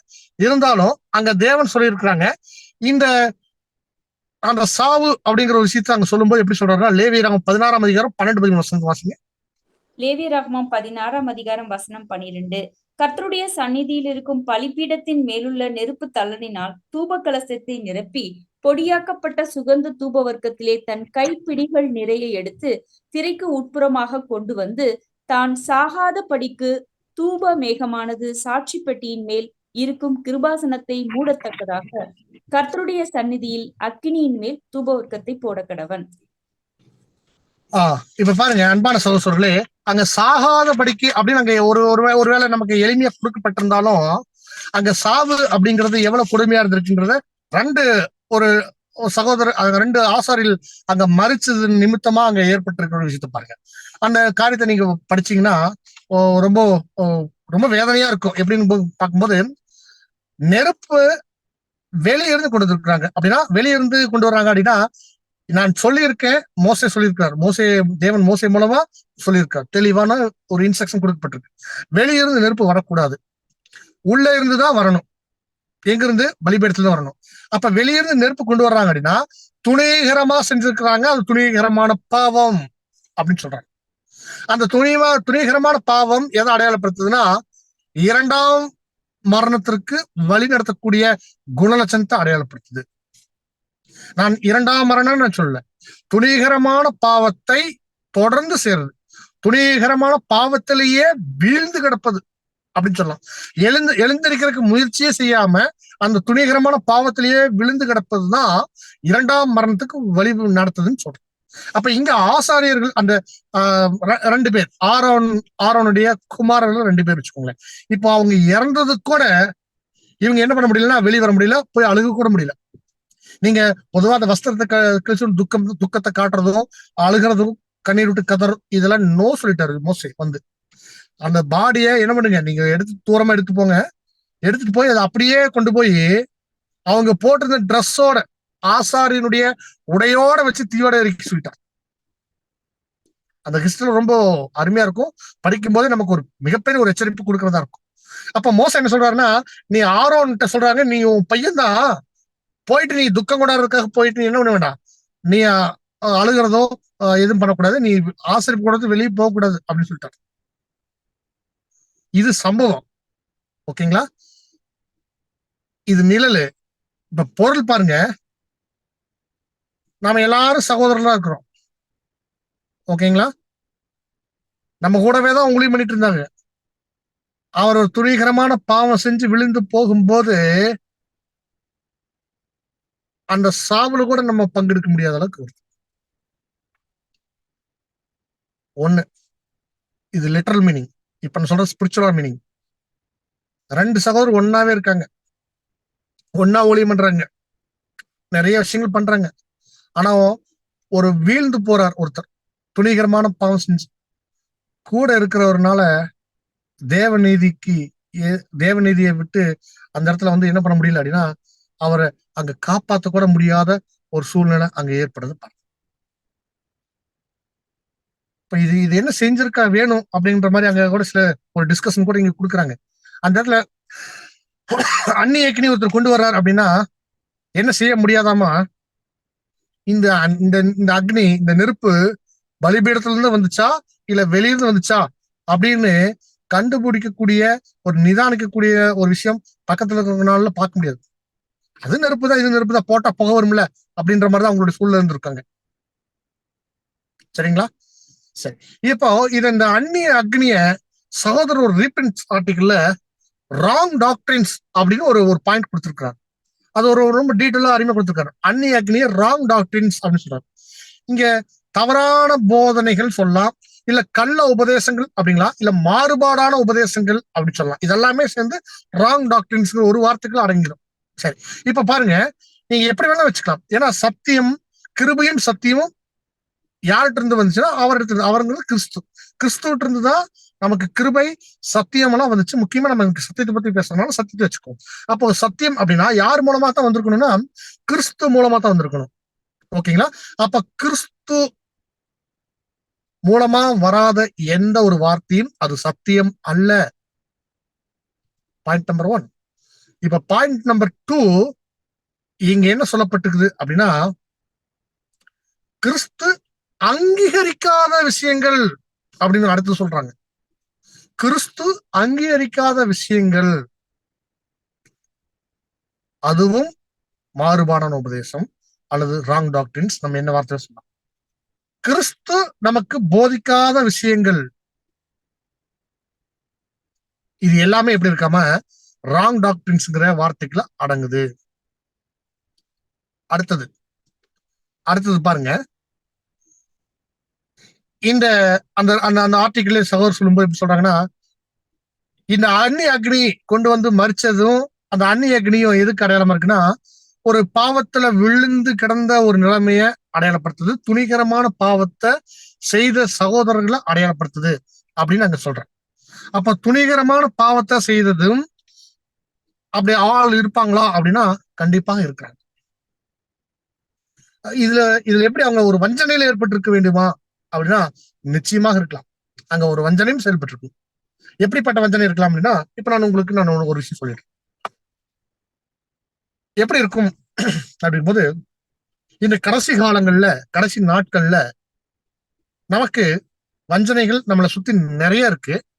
அதுல ஒரு ஒரு ஒரு காரியத்தை நான் உங்களை பத்தி சொல்றேன். இப்ப நம்ம எல்லார் கையிலும் நம்ம கிட்ட போன் இருக்கு. இந்த செல்போன்ல நம்ம நிறைய விஷயங்கள் நம்ம பாக்குறோம். நிறைய வீடியோஸ் வருது, நிறைய ஆடியோ இருக்குது, நிறைய பாக்குறோம். ஃபேஸ்புக்ல அப்படியே ஒரு வீடியோ ஓபன் பண்ணா மேல தளத்துல வந்துட்டே இருக்கும். அதுல சில வீடியோ வந்து சில உலக பிரகாரமான பேச்சாளர்கள் சில விஷயங்கள் பேசியிருப்பாங்க. சில தத்துவங்கள் வரும், சில நல்ல கருத்துக்கள் வரும், சில பர்சனாலிட்டி டெவலப்மெண்ட் பாயிண்ட்ஸ் சில விஷயங்கள் வரும். இதெல்லாம் நம்ம கேட்கும் போது இது நல்ல பாயிண்ட் மாதிரி இருக்கே அப்படின்னு ஒரு புது சிருஷ்டி பார்க்கும்போது நல்லா இருக்கே அப்படின்னு எடுப்பாங்க. இப்போ உங்களுக்கு ஒரு சொன்ன ஒரு சில நீங்க நமக்கு தெரியும், நிறைய இன்னைக்கு நம்ம ஊர்கள்ல நிறைய பேச்சாளர்கள் இருக்காங்க. அவங்க எல்லாம் பாத்தீங்கன்னா நிறைய நல்ல நல்ல கருத்துக்கள் சொல்றது மாதிரியான சில ஷார்ட்ஸ் வீடியோல நிறைய வரும். அதெல்லாம் பாத்தீங்கன்னா நம்மளுடைய குரூப்ல எல்லாம் கூட ஆட் பண்ணுவாங்க. சில சகோதரிகளா பர்சனலா கூட ஷேர் பண்ணிக்குவாங்க. இல்ல ஒரு சிலர் நமக்கே அனுப்பிச்சு பாருங்க பிரதர், இதை பாருங்க நம்ம ட்ரூத் மாதிரியே இவங்க பேசுறாங்க பாத்தீங்களா அப்படின்னு சொல்லுவாங்க. இங்கதான் ஆரம்பிக்கும் வஞ்சனை. இப்படித்தான் வருது அந்நிய அக்னி, வெளியிருந்து வருது. பாருங்க, ஒரு வீடியோ பாக்குறோம், அந்த வீடியோல ஒரு நல்ல ஒரு அருமையான கருத்து, ஒருத்தரை வந்து நல்லவர் ஆகிறதுக்கு ஒரு ஆலோசனை சொல்ற மாதிரி ஒருத்தர் பேசுறாரு, ரொம்ப ஆவேசமா பேசிட்டு இருக்கிறார். அப்படியே அதை பார்க்க நமக்கு ஒரு ஜீல் ஏறுதா, அதுலயும் வரும். அதை பார்க்கும்போது நமக்குள்ள ஒரு ஜீல் வரும், அது வைராக்கியம் வரும். அது அறிவுக்கேற்ற வைராக்கியம் கிடையாது. அது சத்திய அறிவினால் பெறப்பட்ட வைராக்கியம் கிடையாது. நெருப்பு தான், அது எல்லாத்தையும் எரிக்கும். ஆனால் அந்த நெருப்பு பலிபீடத்துல இருந்து வந்த நெருப்பா பார்க்கணும். இல்ல, இது திருக்குறள், இது திருவாசகம், இந்த மாதிரி நிறைய இருக்குது. இது ஷேக்ஸ்பியர் சொன்ன தத்துவம், இதெல்லாமே அந்நிய அக்னி. இன்னைக்கு நிறைய பேரு வேதமானவர்களுடைய வழக்கத்திலே பாருங்க, நிறைய பேர் என்ன பண்ணுவாங்க அப்படின்னா, இது போன்ற நிறைய விஷயங்களை படிக்கிறாங்க. கேட்கறாங்க, வீடியோல பாக்குறாங்க, இத அவங்களோட மைண்ட்ல ஸ்டோர் ஆகும். அப்படியே ஸ்டோர் ஆகி இவங்களை அறியாமையே இது சத்தியம் நினைச்சுக்குவாங்க, இது ட்ரூத் அப்படிம்பாங்க. அப்போ இதுதான் வஞ்சனை. அப்ப நம்ம என்ன பண்ணிட்டோம் அப்படின்னா, நம்முடைய நம்முடைய ஒரு அந்த தெரிந்து கொள்ளுதலை, அழைப்பை நம்ம வந்து அப்படியே இழக்கிறோம். நம்ம கையில் இருக்கக்கூடிய அந்த கிரீடத்தினுடைய அப்படியே கொஞ்சம் லூஸ் ஆகுது, கிரீட நம்ம கைவிட்டு போகுது. ஒரு முறை கேட்டாலே போதும் இல்ல, அது அப்படி நம்ம உள்வாங்கிட்டு நம்ம சில பேர் பாத்தீங்கன்னா, சில பேர் இது வசனம் நினைச்சிட்டு சொல்லுவாங்க, அது வசனமா கூட இருக்காது. ஆனா வேத வசனத்தை போலவே பேசுவாங்க. அப்புறம் நிறைய பார்த்தது உண்டு. என்ன இது பயங்கரமா பேசுறாங்களே, இது வசனமா அப்படின்னா வசனம் இல்லை, ஆனா வசனம் போலவே இருக்கும். அதான் சாத்தானும் ஒளியினுடைய தூதன், அந்த ஒளியினுடைய வேஷத்தை, ஒளியின் தூதனுடைய வேஷத்தை தரித்துக் கொள்ளுவானே அப்படின்னு பாக்குறோம். இது ஒரு வகையான அந்நிய அக்னி. அப்ப இது எப்படிதான் நம்ம பண்ணணும், இதுக்கு முன்னாடி எப்படி பண்ணியிருக்காங்க, கிறிஸ்து இது எப்படி செஞ்சார், அதாவது அறிவுக்கேற்ற வைராக்கியத்துல எப்படி நிலைத்திருந்தார், தன்னை தேவனுக்கு எப்படி சுகந்த பலியாக கொடுத்தார் அப்படிங்கிற சில செக் பண்ணி பார்க்கும்போது இதுக்கு 2 இடத்துல நீங்க வெளிப்படுத்தல ஒரு பொற்கலசமும் இருக்கும், அந்த பொற்கலசம் அங்க தூப பீடத்திலே கூடப்பட்டிருக்கிறது இருக்கும்.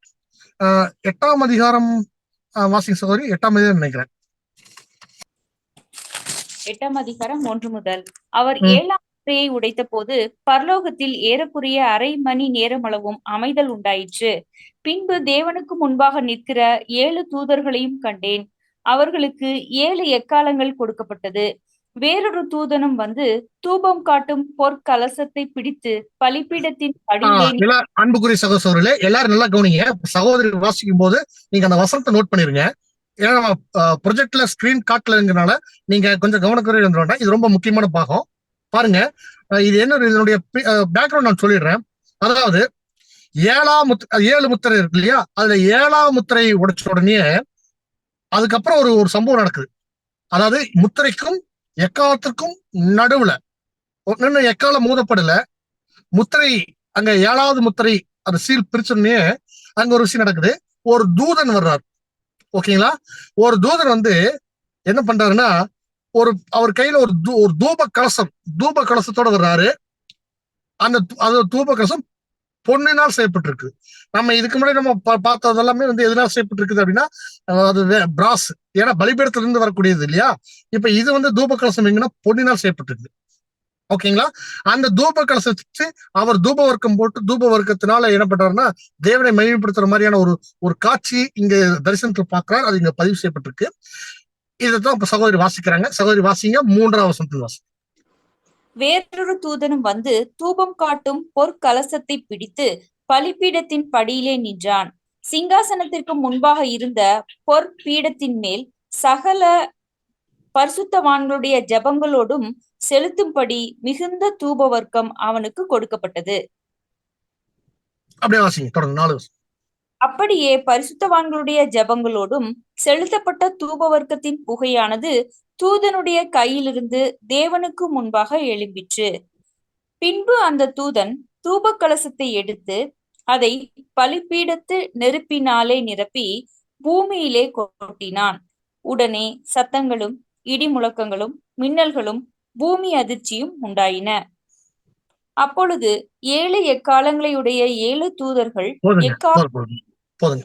இப்ப இங்க நம்ம பார்த்தது போல அங்க வந்து ஒரு தூப கலசம் இருக்கு.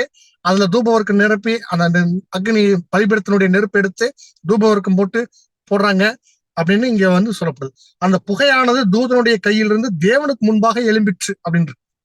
அப்ப இந்த தூதன் யார் அப்படிங்கும் போது இது நம்முடைய ஆண்டவராக இயேசு கிறிஸ்து.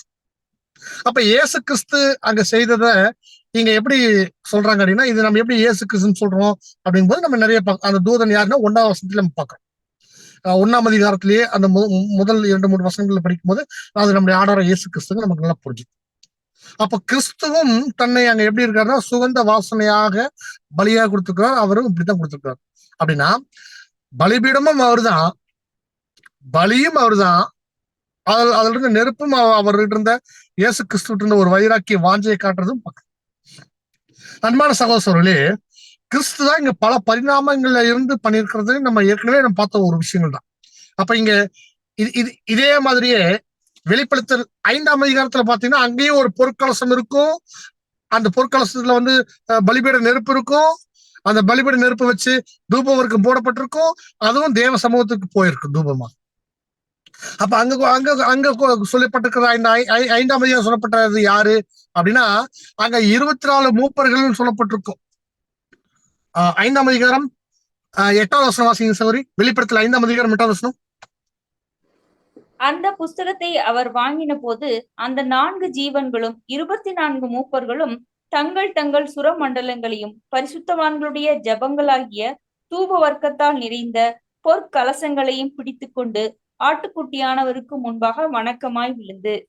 பாருங்க, இங்கேயும் பாருங்க, இங்கேயும் நமக்கு எப்படி இந்த வருஷத்துல நமக்கு சொல்லப்பட்டிருக்கிற விஷயம் என்னன்னா, இங்க 24 மூப்பர்கள் அப்படின்னு சொல்றது நமக்கு தெரியும். அது முற்பிதாக்கள் அவங்க செலுத்துற பலி, அதுவும் தேவனுக்கு பிரியமா தான் போயிருக்குங்கிறதுக்கு சொல்லப்படக்கூடிய ஒரு விஷயமா நம்ம பாக்குறோம். அந்த 24 நமக்கு தெரியும். அது வந்து நம்முடைய ஆண்டவராகிய இயேசு கிறிஸ்துவை குறித்து சொல்லப்பட்ட 24 தீர்க்க தரிசனங்கள் அப்படி சொல்லுவோம். அப்ப தீர்க்க தரிசனத்தை உரைத்த தீர்க்கதரிசிகளை நம்ம அங்க முற்பிதாக்கள் வரிசையில நம்ம கொண்டு வந்து வைக்கிறது நம்மளுடைய விசுவாசத்துல இருக்கிறது நம்ம பார்க்கணும். அப்ப நம்ம எதுக்காக இந்த வசனத்தை வெளிப்படுத்தல் நம்ம எடுத்தோம்னா,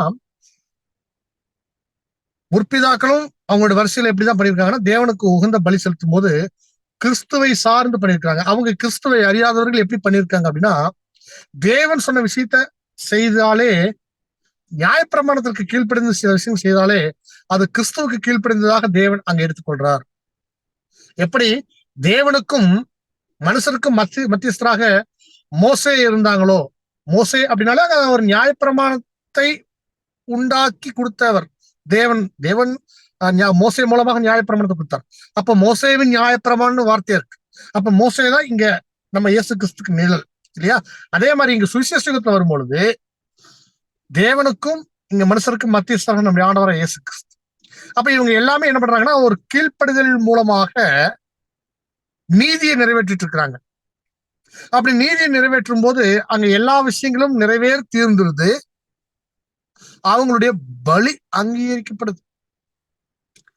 அந்த பலி அங்கீகரிக்கப்படக்கூடிய உத்தரவாதம் தான் தேவன் நமக்கு கொடுக்கக்கூடிய நியாய தீர்ப்பு.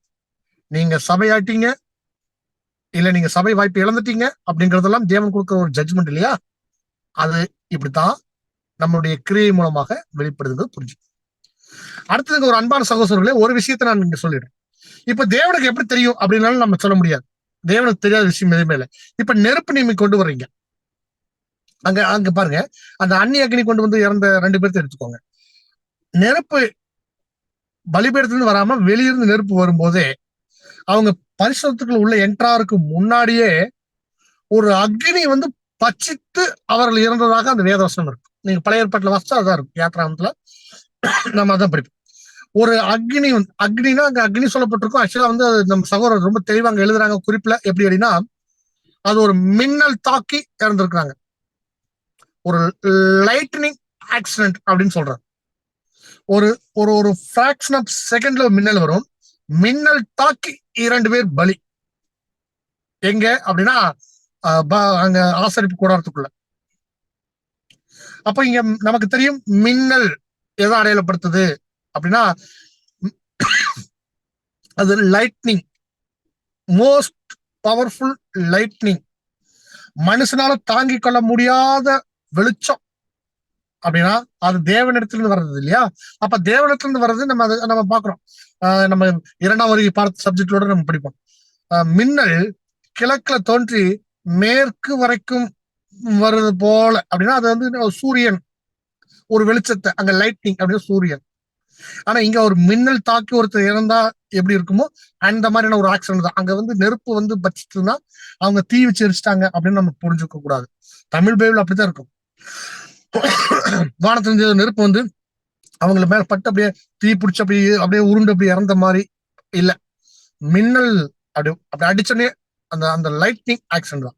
வானத்துல இருந்து வரக்கூடிய அந்த மின்னல் தாக்கி 2 பேர் இறந்துருக்காங்க அப்படின்னா அங்க தேவனிடத்திலிருந்து வந்த ஒரு ஜட்ஜ்மெண்ட், இம்மீடியட் ஸ்பாட் டெத். அதே மாதிரிதான் இங்க நம்ம சுவிசேஷ யுகத்திலையும் நாம் அன்னி அக்னி அப்படிங்கக்கூடிய ஒரு தவறான நம்ம கொண்டுக்கூடிய மகாபரிசுத்தமான விசுவாசத்தை தவிர்த்து மற்ற காரியங்கள். அப்ப மகாபரிசுத்தமான விசுவாசம் எதுல அடங்கியிருக்கு? வேத வசனத்துல அடங்கியிருக்கு. வசனம் எங்கிருந்து வந்துச்சு? நம்ம சத்தியம் தான் வசனம். வசனமே உங்களுடைய வசனமே சத்தியம். அந்த சத்தியம் எங்கிருந்து வந்துச்சு அப்படின்னா ஆண்டவராக இயேசு கிறிஸ்து வந்துச்சு. அப்ப இயேசு கிறிஸ்துல இருந்து வராத எந்த விஷயங்களும் நாம என்ன பண்றோம் அப்படின்னா அது அந்நிய அக்னி அப்படின்னு பாக்குறோம். புரிஞ்சிருக்கும் நான் விசுவாசிக்கிறேன். அன்பான சகோதரர்களே, இப்படியாக நம்ம இதுல சகோதரர் 2-3 காரியங்கள் இதுல நான் வரி கூட நான் உங்ககிட்ட வாசிக்கணும்னு நான் நோட்ல வச்சிருந்தேன். பாகங்கள் அதிகமா இருக்கு. இப்ப நான் சகோதரிக்கும் அதை நான் முன்கூட்டியே அனுப்புறதுக்கு எனக்கு கால அவகாசம் இல்லை. நான் என்ன பண்றேன்னா, நான் அடுத்த வாரம் நம்ம பாடம் ஆரம்பிக்கிறதுக்கு முன்பாக இந்த 2-3 இருக்கு, ஒரு 7-8 வரிகள் இருக்கு. எனக்கு இங்க போதிய வெளிச்சம் இல்லை. அதனால நான் இதை ஸ்கிப் பண்றேன். அதனுடைய கருத்து மட்டும் நான் உங்களுக்கு இது வரைக்கும் நம்ம பார்த்த பாடத்தினுடைய ஒரு சுருக்கமா கூட அது அந்த கருத்து இருக்கு. ஒரு அந்நிய அக்னி ஒருத்தர் ஒரு அந்நிய அக்னி அப்படின்னா, அந்நிய அக்னி கையில் எடுத்துட்டாங்க அப்படின்னாலே கிறிஸ்து சொல்லாத விஷயங்களை கையில் எடுக்கிறது. ஓகேங்களா? இப்ப பொதுவாக கிறிஸ்து 25ஆம் தேதி பிறக்கவே இல்லை, அத கிறிஸ்துமஸ் கொண்டாடுறாங்க இல்லையா? இது ஒரு வகையான அந்நிய அக்னி. நரகம் அப்படிங்கிற ஒரு விஷயம் தேவனுடைய திட்டத்துல இல்ல, நரகம் சொல்றாங்க, அதை விசுவாசிக்கிறாங்க, இது ஒரு அந்நிய அக்னி. ஓகேங்களா? இது போன்ற அநேக கள்ள உபதேசங்கள் இருக்கு. ஆத்துமா திருத்துவன் என்ன ஆவியானவர் அப்படின்னு சொன்னாலே அது ஒரு அந்நிய அக்னி. அந்நிய அக்னி கொண்டு இங்க மாண்டு போறது நமக்கு தெரியும். அந்நிய அக்னி எங்கேயோ இதோட போயிருச்சு அப்படின்னா அது அந்நிய அக்னிங்கிறது அது அந்நியருக்கு தான், நமக்கு இல்லை. நாம இங்க தேவனால் தெரிந்து கொள்ளப்பட்டவர்கள், தேவனால் முன்குறிக்கப்பட்டவர்கள். அப்ப நமக்கு ஒரே ஒரு அக்னி மட்டும்தான் அங்க இருக்கணும். அது பலிபீடத்திலிருந்து எடுக்கப்பட்ட அக்னியாக இருக்கணும், தவிர அது வெளியிருந்து வரக்கூடாது. அப்ப நம்ம இதுல எப்படி எச்சரிக்கையாக இருக்கணும் அப்படின்னா, இது கிறிஸ்து அங்கீகரிக்கப்பட்டதா, கிறிஸ்து கொடுத்தாரா அப்படிங்கறத மாத்திரம் நம்ம ஆராய்ந்து பார்க்கக்கூடியவர்களாக, சோதித்து பார்க்கக்கூடியவர்களாக இருந்தோம் அப்படின்னா நாம நிச்சயமாக நாம் ஜெயம் கொள்ள முடியும். இந்த வஞ்சனைகளிலிருந்து நம்ம தப்பித்துக் கொள்ள முடியும் என்பது இந்த பாடத்தின் வாயிலாக நம்ம தெரிந்து கொள்றோம். அன்பான சகோதரர்களே, பொறுமையோடு கேட்ட உணவில் தேவன் தாமே ஆசீர்வதித்து வல்லவராக. ஆமீன். ஒருவேளை ஏதாவது அசௌகரியங்கள் இருந்திருக்கு, கண்டிப்பாக நான் புரிந்து கொள்ள முடியுது. தயவு கூர்ந்து நீங்கள் அனைவரும் மன்னிக்கும்படியாக கேட்டுக்கொள்றேன். அடுத்த வாரத்துல இதுல சில தகவல்களோட நம்ம பார்க்கிறோம். அடுத்த வாரம் நம்ம பார்க்கக்கூடிய மிக முக்கியமான தலைப்பு, நம்ம மகாபரிசனம் உள்ள என்றாக போறோம். மகாபரிசனத்துக்குள்ள இருக்கக்கூடிய அந்த கிருபாசன பெட்டியினுடைய காரியங்கள் குறிச்சும் அதனுடைய கட்டுமானங்கள் குறிச்சும் நம்ம சில வீடியோ கிளிப்பிங்ஸோட நம்ம அடுத்த வாரம் நம்ம டீட்டெயிலா நம்ம பாடம் பார்க்கலாம். தேவன் தாமே இந்த வார்த்தையில ஆசிரியப்பாங்க. ஆமாம். Thank you brother. இப்படிப்பட்ட மென்வியுள்ள சத்திய உச்சங்கள் கொடுத்த பிதாவான தேவனுக்கும் நம்ம ரட்சக மீட்பராக இருக்கிற இயேசு கிறிஸ்துக்கு வழியாக நன்றிகள் எடுக்கிறோம். நமக்கு தூத்து கொடுத்த நம்ம அன்பு சகோதரனுக்கு நம்ம அனைவரும் சார்பாக நன்றி செலுத்துக்கிறோம். பொறுமையோடு கேட்ட அனைவரும் தேவன் ஆசீர்வதிப்பாக. உங்களுக்கு எதனா கருத்துக்கள் இருந்தால் நீங்கள் கடைசி ஜெபம் முடிச்சதுக்கப்புறம் அன்மீட் பண்ணிட்டு சகோதரனை கேட்கலாம். இப்போ இனிமேல் நீங்கள் தங்கள் படிக்க முடியும். சகோதரி அனுராதா சிஸ்டர் முடிவு ஜெபத்தில் வழிநடக்க முடியாது. சகோதரன் ஜான் பிரிட்டோ திருப்பூர் நன்றி அன்போடு அழைக்கிறோம். இரவின் இன்ப கீதங்கள். பாவம் பெருகின இடத்தில் கிருபை அதிகமாய் பெருகிற்று. ரோமர் 5:20. நம்முடைய நம்பிக்கைகள் எல்லாம் ஆதாரமான திறவுகோல் போன்ற வசனம் இது. நம்முடைய முதல் பெற்றோர்கள் மட்டும் பாவம் பெருகவில்லை, அவர்கள் வழி தோன்றிய எல்லாரிடத்திலும் பாவம் பெருகினது, அதற்கு ஏதுவான மரண தீர்ப்பும் நேர்ந்தது. ஆனால் தேவனுடைய கிருபை இதை காட்டிலும் பெருகினது. அதனால் அவர் கிறிஸ்துவின் மூலமாக பாவத்தின் சம்பளமாகிய மரணத்தையும் பரிகரித்து விழுந்து போன ஆதாமின் எண்ணத்தையும் அது ஏதேனில் இருந்த எல்லாவற்றையும் திரும்ப சீர்பொருத்தும்படியாக தேவன் கிருபை செய்தார்.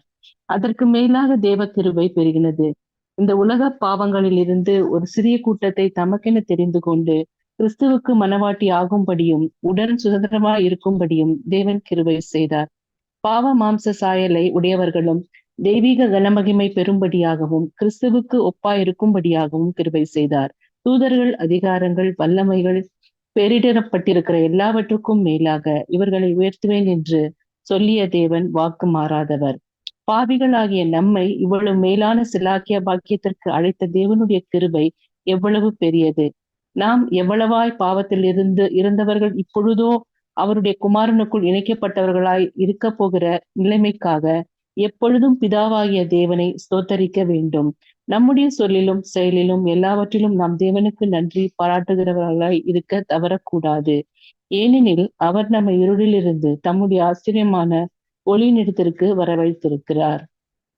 Philippians 2:8-4. ஆமென். ஜெபிக்கலாம். அன்பின் பரலோக பிதாவே, உடைய பரிசுத்த நாமத்திற்கு மகிமையும் கனத்தையும் நாங்கள் செலுத்துகிறோம். தேவரே, இந்த அருமையான இந்த இரவில் கூட உடைய விலையேற பெற்ற சத்தியத்தை நாங்கள் ஆராய்ந்து பார்த்து கற்றுக்கொள்ள எங்கள் தந்த கிருபைக்கும் தருணத்துக்கும் நன்றியை தகப்பனே. இந்த நாளில் கூட அக்னியை குறித்தான சத்தியங்களை நாங்கள் ஆராய்ந்து பார்க்க என் தேவன் தாமே எங்களோடு இடப்பட்டதுக்கு நன்றி. தேவரே, எங்கள் வாழ்க்கையில எங்கள் ஆவிக்குரிய ஓட்டத்துல நாங்கள் அதிக ஜாக்கிரதை உள்ளவர்களாய் நாங்கள் ஞானமாய் நடந்து கொள்ள எங்களுக்கு கிருபை தாரும். கள்ள உபதேசத்திற்கும் அக்னியுமான தவறான உபதேசத்துங்களை நாங்கள் கற்றுக்கொள்ளாதபடி அவைகளை இன்னதென்று நாங்கள் ஆராய்ந்து பார்த்து கற்று தேவரே, நம்முடைய சத்தியத்தின்படி நாங்கள் நடக்க எங்கள் ஒவ்வொரு நாளும் உங்களுடைய அன்பின் வழியிலே சத்தியத்தில் எங்களை தொடர்ந்து எங்களை வழிநடத்தும்படியாக உங்களுடைய கரத்துல எங்களை அர்ப்பணிக்கிறோம். கேட்ட ஒவ்வொரு சகோதரர்களுக்காகவும் உமக்கு நன்றி செலுத்துகிறோம். பேசும் தாசனுக்காகவும் நன்றி செலுத்துகிறோம். தொடர்ந்து உங்களுடைய சத்தியத்தில் எங்களை வழிநடத்தும் மீட்பு லட்சணமாக இயேசு கிறிஸ்து நாமத்தில் செவுங்கள் நல்ல பிதாவே. ஆமென்.